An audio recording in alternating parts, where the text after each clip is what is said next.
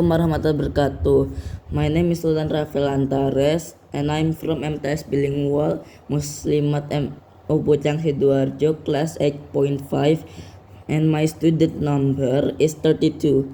Today I'm going to read the weekly assessment. The assessment for this week is about reading and the name of the reading is Digital Habits Across Generations. Let's begin. Today's grandparents are joining their grandchildren on social media. With the different generation, online habits couldn't be more different. In the UK, the over 55s are joining Facebook in increasing numbers, meaning that they will soon be the site's second biggest user group with 3.5 million users aged 55 to 64 and 2.9 million over 55. Shayla, age 59, says, I joined to see what my grandchildren are doing as my daughter posts videos and photos of them. It's a much better way to see what they're doing than waiting for letters and photos in the post. That's how we did it when I was a child, but I think I'm lucky I get to see so much more of their lives than my grandparents did.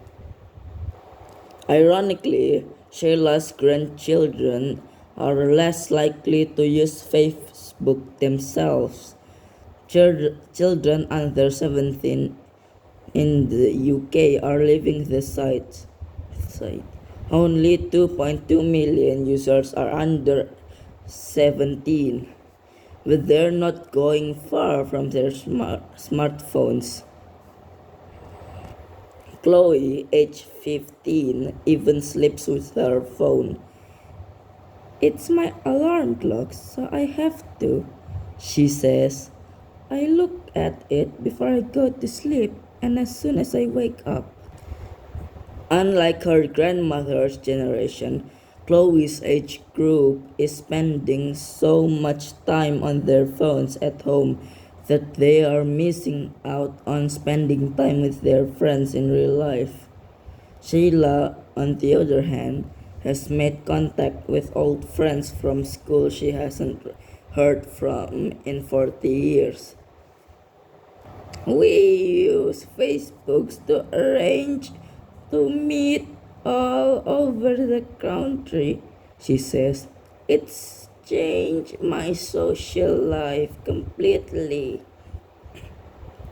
Teenagers might have their parents to thank for their smartphone and social media addiction, as their parents were the early adopters of the smartphone.